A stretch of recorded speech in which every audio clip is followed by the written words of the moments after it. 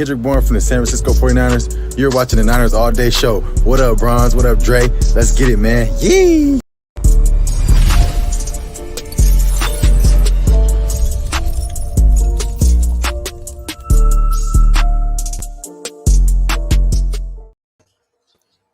Yo, this is your boy Bronze, and this is the Niners All Day Show. I got my boy Dre with me. What up, Dre? What's popping? Hey, that intro music is dope.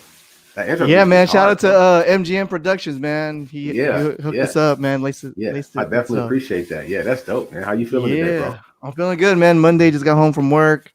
Yeah. And, was trying to get in, just feeling high, feeling good from the win last night. Got to try to be happy as much as we can get, Yeah, most definitely, man. Feeling good about the win last night. Came to a lot of different conclusions. We're a very deep football team, and a very well coached football team. Yes, I feel really good about the team right now. But we got some content that we came up with today that I wrote down.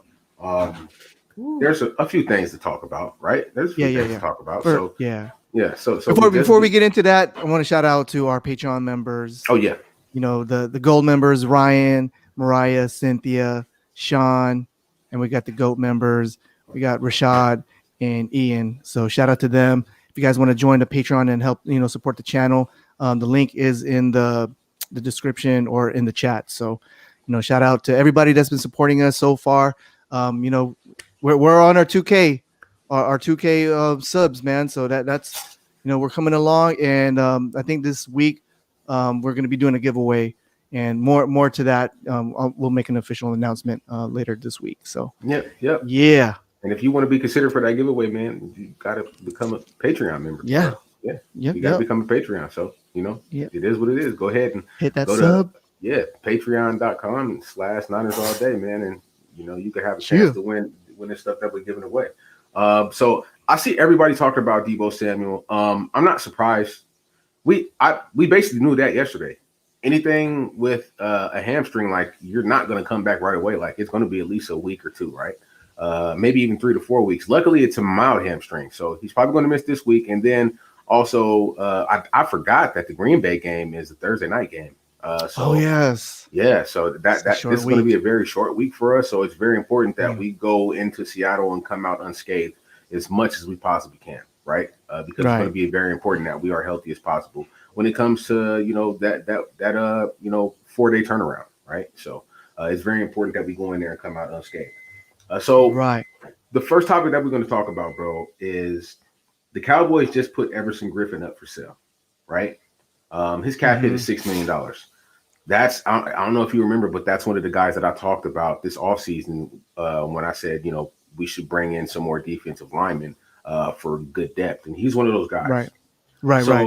So can you explain, like, for the people that is not familiar with him? Yeah. Like, what's he about, and why do you think he'll fit? Okay. Everson Griffen is one of the defensive linemen that was over in Minnesota with the Vikings for years. He's been one of the best defensive ends in the league that puts his hand in the dirt for the last 3 or 4 years.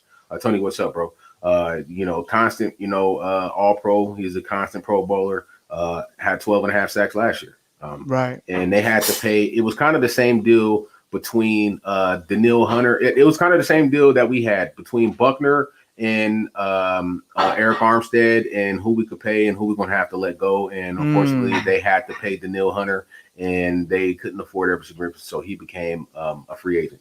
Well, the thing is in Dallas, they have a defense where they want their defensive ends to stand up, because they also have Alden Smith, right? That's what he does best. He stands up, right? And that's not what Everson Griffen does. He's a defensive end that puts his hand in the dirt.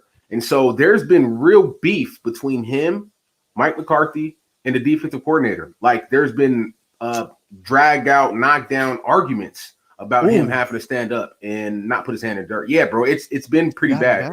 It's been really dysfunctional, right?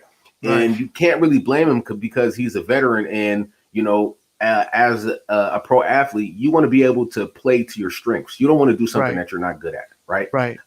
It's kind of like when we had Eric Mangini and he had to read and react. Like, stand the guy up with your hands and read what the backfield is doing and then react. No, that's not how we play. That's not what we want to do. So it's basically the same thing with him. And they basically probably just came to an agreement and they put him up for a sell. Now, we just talked about Jaquiski Tartt possibly being on the trade block, right? Right? His cap hit is $7 million. Ooh. Everson Griffin's is $6 million. Yeah. You know, Vish. What's up, guys? Hey, Vish. What's going on? What's going on? Thanks for dropping by, man. Thanks for dropping by, sure. man. Appreciate it. Happy Monday. Hey, so we just got into the first topic, right? Right. I'm going to go ahead and I know you guys just heard me talk about it, but I'm going to rehash everything. So Everson Griffen was just put up for sale by the Cowboys, right? Mm-hmm. And the thing that's been going on is he's been butting heads with the defensive coordinator and Mike McCarthy because they want him to stand up, and he's a guy who puts his hand in the dirt, right?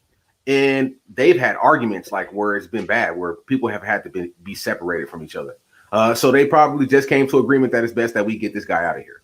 Now, Everson Griffen, he's a veteran. He's a Pro Bowler last year. He's a proven vet. And the Dallas Cowboys, like I was saying, are having a lot of trouble at safety. Huge trouble at safety. Like, I don't understand why they cut Quentin Dix. I don't understand that, but they did. Are you going to say trade Jimmy Ward for him? Nope. Hell no.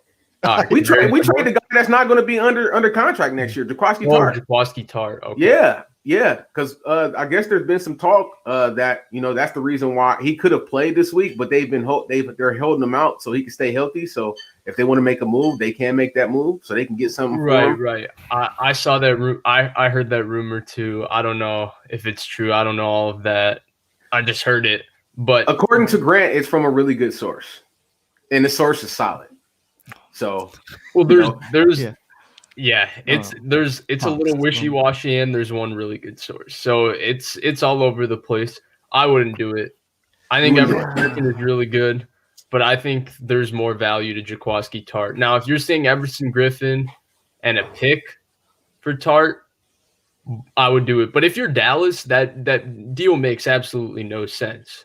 Why would you trade for a rental safety who's going to be probably gone after 8 games when you might have to tear this whole thing up and rebuild? Like, they got so many bad contracts in Dallas where they might have to just get everybody out of there, where it might just be get McCarthy out of there, get Nolan out of there, get Kellen Moore out of there, pay Dak Prescott and build around him, because the Zeke Elliott contract right now looks terrible. Zeke Elliott does not look like the same Zeke Elliott anymore. Right. Amari Cooper is now a $100 million receiver. He's a very good receiver. I have a question with you. Would you look like the same person if your whole offensive lineman was injured? No, but he never used to fumble the ball. He never used to make mistakes in pass pro. Those things have nothing to do with the offensive line. Zeke Elliott was the best back in pass pro I think I've ever seen coming out of college. I've never seen a running back block better than Zeke Elliott, and now he's getting shoved around by like no-name linebackers. That's unheard of. He's lost himself a little bit. He's lost his swag.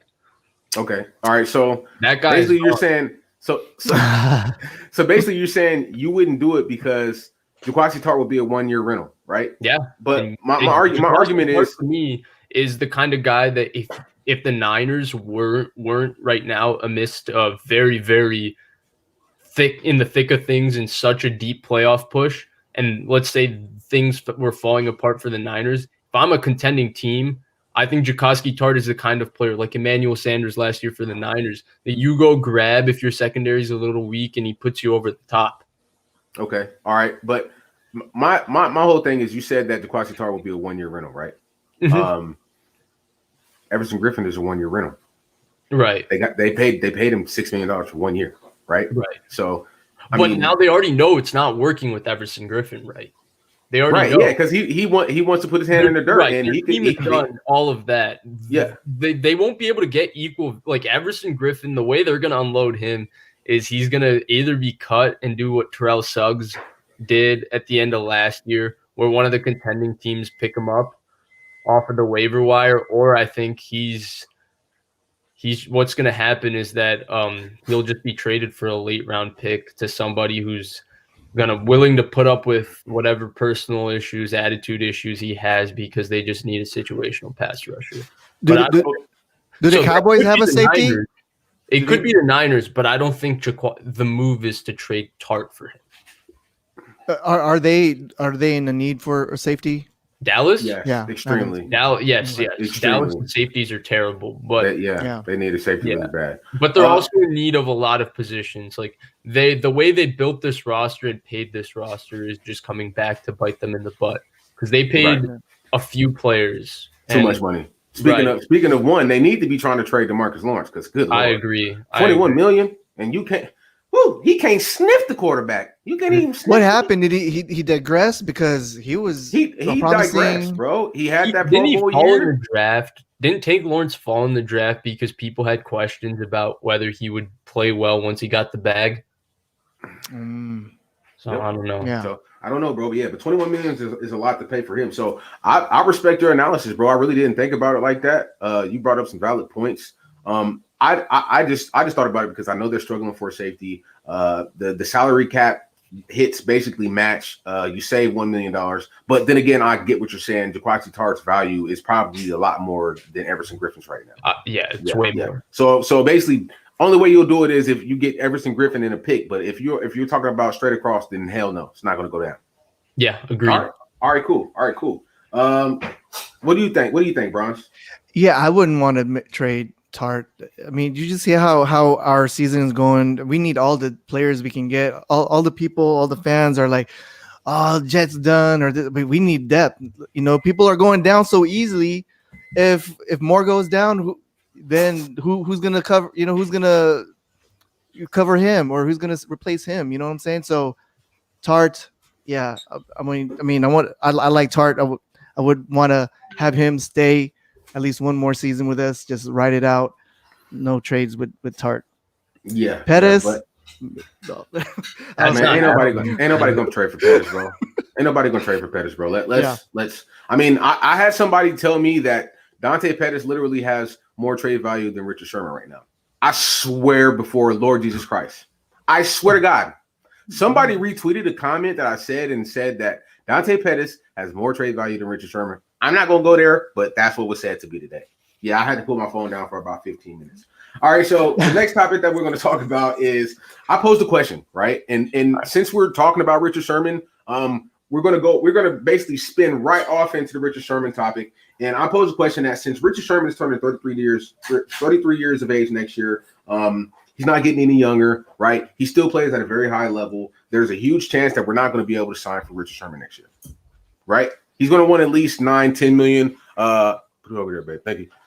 He's going to want at least 9 to 10 million. And I don't think that we're going to have that to be able to pay him, right? I don't think the market for him is going to be $9 to $10 million at all. Damn, you just keep on shooting down everything I'm saying, bro. I mean, I can't even get it out. I mean, well, the thing is, he made 13 million last year. So I mean, and he was a Pro Bowler. He was an All Pro. He went to the Super Bowl. He had 5 total picks. But at this point in his career, with how his legs are just going, he can't play in a defense that's going to ask him to play man coverage 60% of the time, right? Right. And so what defense in the NFL really plays zone coverage 60% of the time and just have spots of man coverage? Even the Niners, since the Ravens got hurt and Bosa, Ford, and all of them have been primarily a man coverage defense. Yeah. So there's value for who he is, his leadership, discipline, all those things. The fact that he still is so smart and he'll still take the ball away and all those things.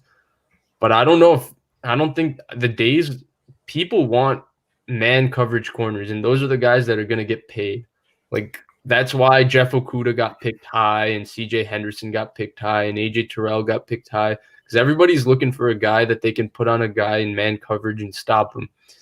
And so I don't think for that reason and that reason only, I don't think Richard Sherman would go. And he's only valuable, right, to veteran teams who are contending for Super Bowls. Well, let's look at the teams that have long-term windows.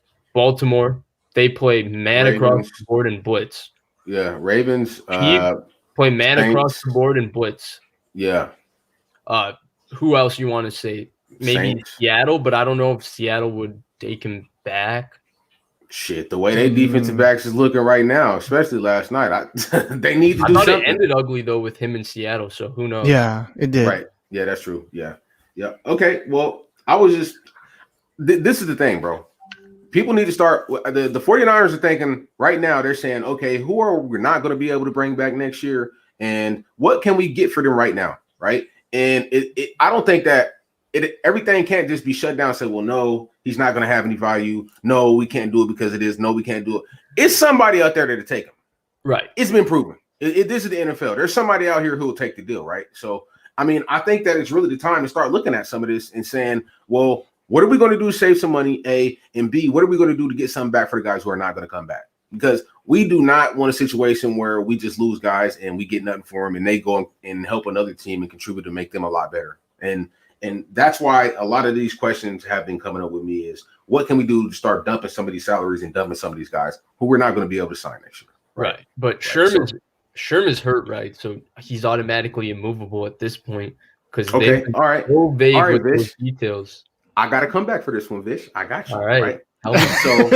So Sherman is hurt right now, right? And well, they said the same thing about Jaquiski Tartt, but there's a source who said he's actually healthy enough to play. They're just holding him out because they want to keep him healthy in case they go ahead and sell and get what they can back for him. So what if they're doing the same thing with Richard Sherman?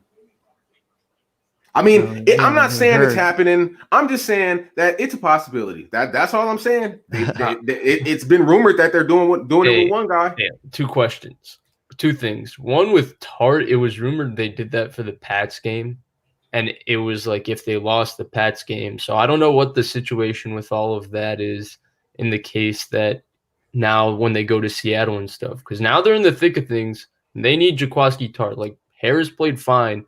But there's a significant difference between Jaquiski Tartt and Marcel Harris. Yeah. And number two, this is Richard Sherman we're talking about, bro. Are you telling me my man Richard Sherman is just going to sit quiet if they try to do business like that with Richard Sherman? Come on. That's true. Yeah. Yeah, that's true. That's true. He's definitely going to say something. When is the deadline? Is it next week? Is it November 3rd? I think we got like 3rd. Yeah.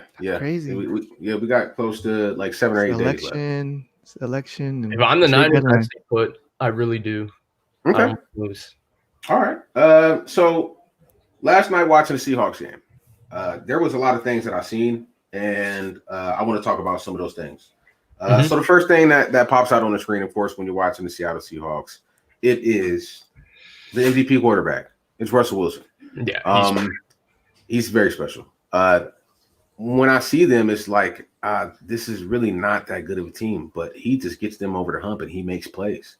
The thing about it is they are like kings at winning one possession games, and I'm talking about 4-point games, 3-point games. They're kings of that. But last night it flipped, and that's what happens when you're always playing teams so close. Is you're going to flip some of those. You're not going to be able to pull some of those out, right? Yep. Hey, I'm just ticked that the one time Russ doesn't get it done, it's against Arizona and not against us. This is 2 years. This is 2 years in a row in Seattle against Arizona. They've lost. It's 2 years in a row. They lost in Arizona, wasn't it? No, bro. They lost last year. They lost to Arizona in Seattle. Oh, yesterday was in Arizona. I'm tripping. You're right. Yeah. Well, yeah, man. He is a transcendent player. But when you're playing teams and you're constantly winning by 3 to 4 points, it's a problem. And stuff like yesterday happens. And Cliff Kingsbury, you're an idiot because you iced your own kicker. That's amazing. I've never seen that ever in NFL football. That was crazy. I don't understand what he was doing, but that's one of the first things that pops out about me. Also, a very inadequate defense. That defense stinks. Is really bad, right? So if you're Kyle Shanahan, what do you do to beat that Seattle defense? And how do you replace Deebo Samuel's production? Okay, two things. First, did you see one MVP quarterback last night, or did you see two? I seen one. Because I think I might have seen two. That other little man in Arizona is special. That's one ridiculous athlete. Is it because he got D-hops? I mean, yeah, that's part of it. But you can't teach that kind of speed, that kind of quick feet. And the arm, he can throw it. He can sling it. He cool. I seen one Yeah. though. But I respect your analysis though, because you know this game, bro. You know this game, so I really respect your analysis and what you say, bro. I don't know. He's kind of off the cuff. I'm going to make things happen that are not planned, and it's hard for any defense to play or plan against that. But as far as stand in the pocket and deliver the ball, he needs to mature a little bit. It's going to take him some time, but Definitely. he's special. He's a special. The talent is there, right? The talent is there. It's definitely there. It's definitely there. The talent is special. And I'm like, damn it, why is he in our division? Yeah, right. Yeah, that's what I feel. Jeez. Yeah, but yeah. So going back, the Seattle defense is just horrible, bro. It's bad. It's not a good defense. It's not. The only thing is that the only thing that really makes them go is their run game is not what it used to be anymore. It's not a consistent run game. But they got Russell Wilson and they got two really, really, really good receivers. Exactly. Yeah. So that's what, I know Kyle is going to scheme up something for the Seattle defense. He does it regardless of who the quarterback is or what his team is. He's been cooking that defense for years. I mean, He was cooking them with Robert Griffen in a read option offense until Robert Griffen tore up his knee. So that's not going to be a problem. Yeah. My big worry next week is that Russell Wilson had a bad game that was on national television. I'm real nervous that Russell Wilson will just come back. And even if the defense plays really well, your defense can play really well and Russell Wilson can still put 35 on you because those two guys on the outside are really, really good. And Russell Wilson's really that good. Yeah. So that is the question. It's not how Kyle's going to beat the defense.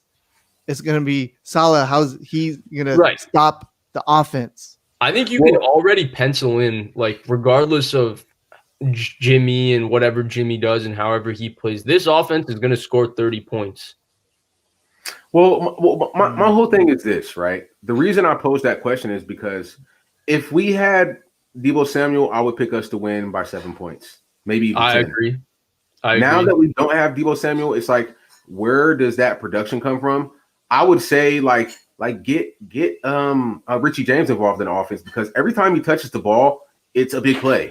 I mean, we've seen it last year. He had 6 receptions for 165 yards. That's 27.5 yards per reception, and he scored once, right? So that means once out of 6 times you touch the ball, you're going to score, and you're averaging 26 yards a reception.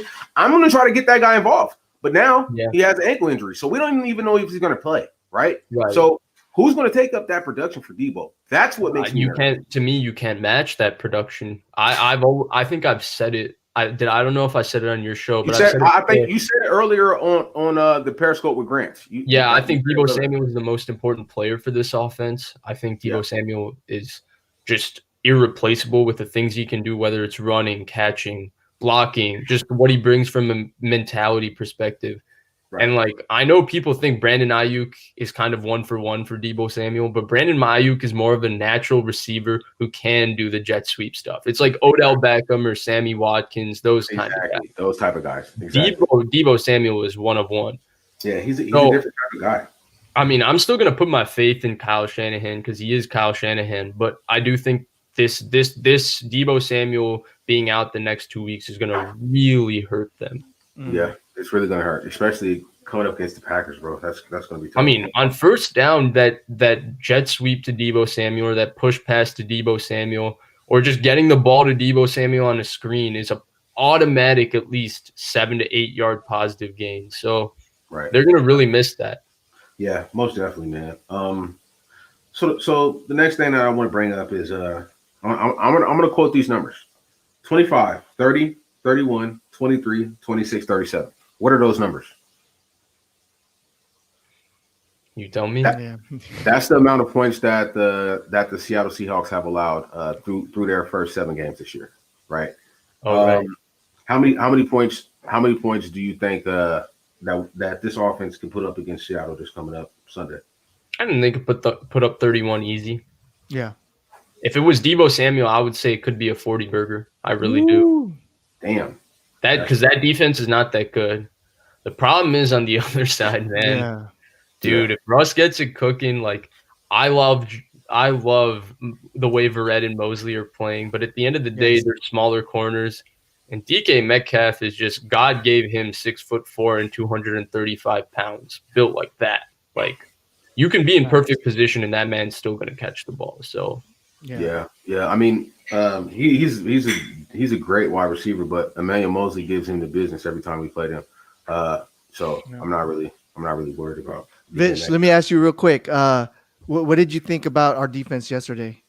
I thought it was terrific. I mean, were you surprised, or were you like your guys' show on Friday and I said I was worried about X, Y, and Z and New England was going to win?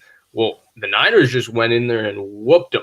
So, like, they whooped them. So I was way off on that. I thought our defense was phenomenal. I think it's a weekly thing, but I have to say it every week. Fred Warner is unbelievable. He's a superstar of the highest order. He's an all-pro. He should be in the conversation for Defensive Player of the Year. He's as good as it gets. And, yeah, I thought it was really special. I was really disappointed in Cam. I've always been a little bit of a defender of Cam, but there was nothing you could defend. That was pathetic. It was. Yeah. Like Nick Mullens.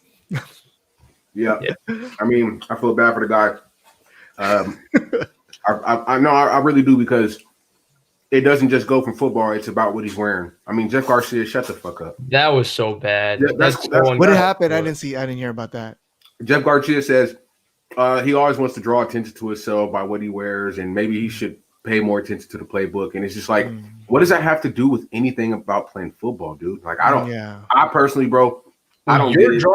You're drawing attention to what he's wearing.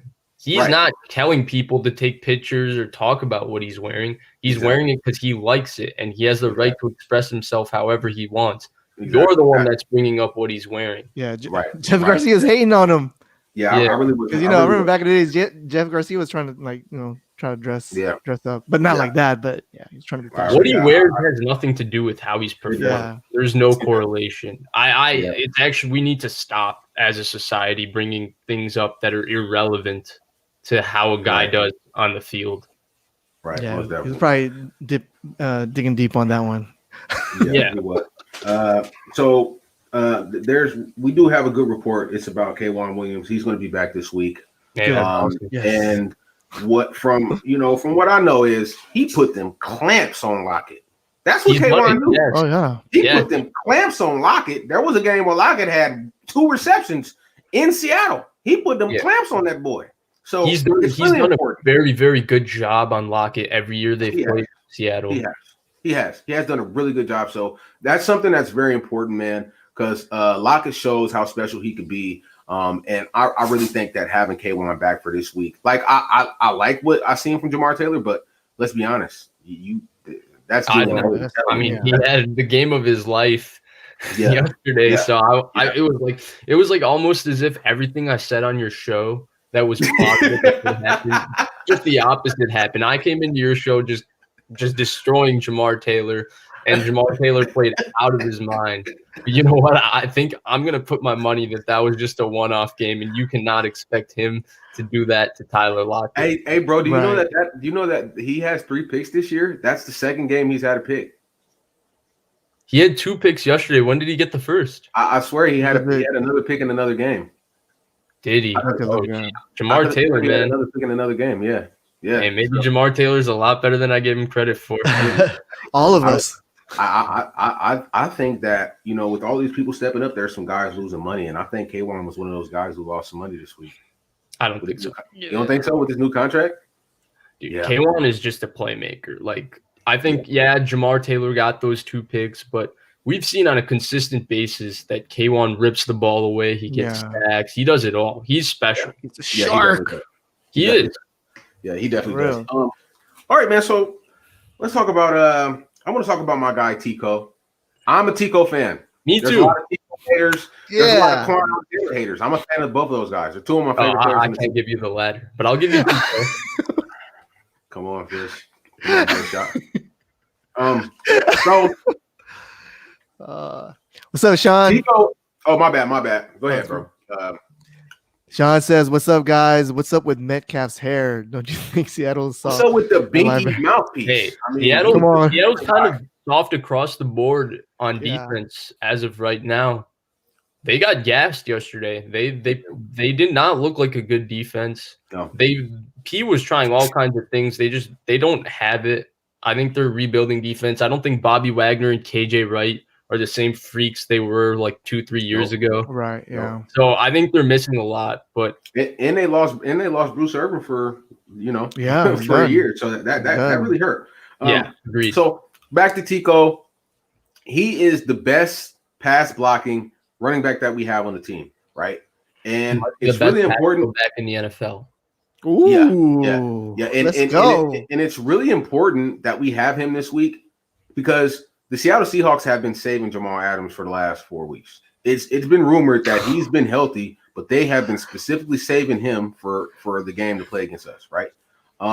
So it's very important that Tico is back because he needs to be able to pick up those blitzes for Jamal Adams because Jamal Adams is trash when it comes to playing in pass coverage. I said it from day one. He is, bro, I've watched games where he's got baked. I have notes. We did a whole episode about his coverage. We did. Did you see him comparison with Tartt? Did you see him against the Cowboys? He got baked. Did you see him against the Cowboys? I thought we won against Atlanta too. He gave up a couple of big balls. He's trash. But I can tell you what, he's very good at blitzing. But when you make that much money, I don't care about you blitzing as a safety. You need to be able to cover, and he can't do that. So to alleviate his pass rush, we need Tico to play this game, right? And we also need Tico to be there because now Jeff Wilson Jr. He's probably done for 4 to 6 weeks, that high ankle sprain, right? So how do you feel about Tico, and what do you think his imprint on this game could be besides for picking up those blitzes from Jamal Adams? First of all, the Atlanta Falcons win the Super Bowl if Tevin Coleman doesn't get injured in that game. Go back and watch the game. Matt Ryan, the play he fumbled, Devontae Freeman blew the pass protection on Dante Hightower. He blew it. It was a great play call. That's not on Kyle because it wasn't a difficult pass pro. Devontae Freeman just blew it. And Tevin Coleman doesn't make mistakes in pass protection, and he would have picked it up. So that's one thing.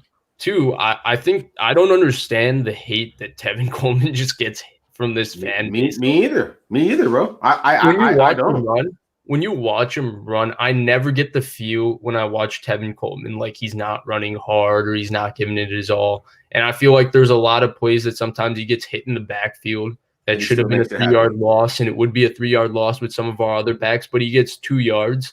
Right. And it doesn't help his yards per carry because he doesn't bust the 10-yard one on the next one. But you know what?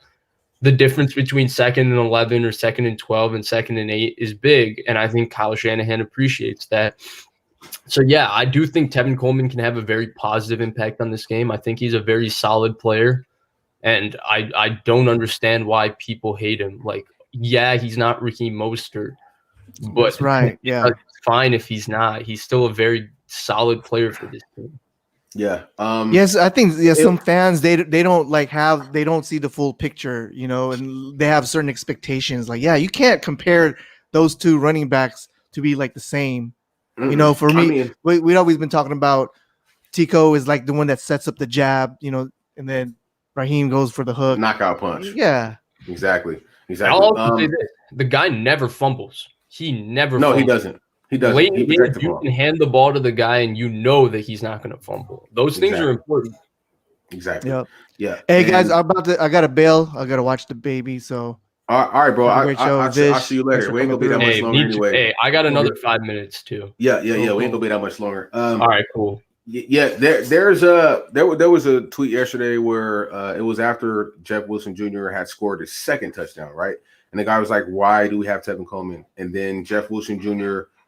He makes he has a big run, and it's right before he scores his third touchdown. And he says, "All right, just cut Tevin Coleman," right? Then he scores the touchdown, and I retweet him. Yeah, and I retweet him, and I say, "Do you wish that Tevin Coleman is cut right now? Like, because we're going to need him next week in Seattle." Right. So I just think that our fan base kind of jumps to conclusions. Well, I do too sometimes, I mean, like Jeff Wilson Jr. had a great game yesterday. He was terrific. But Tevin Coleman's also had great games in a 49ers uniform. Are we just not just going to disregard the Carolina game? Are we going the Vikings came back? Or the Vikings playoff game. He had a 106 and 2 touchdowns, and Raheem Mostert couldn't do nothing because he was injured. Like, right. I love Raheem Mostert, but I said it from the get-go. He's not a number one running back because the number one running back is going to be able to carry the ball 20 times a game and stay healthy. And Raheem can't do that. His body is not made for that. I felt the same way about Raheem Mostert. Now, he's been a lot better and a lot more physical than I expected coming to the season, so I was definitely wrong about him in that regard. Right. But you can't have a number one back who 14, 15 carries, body breaks down a little bit, body breaks down. Come on.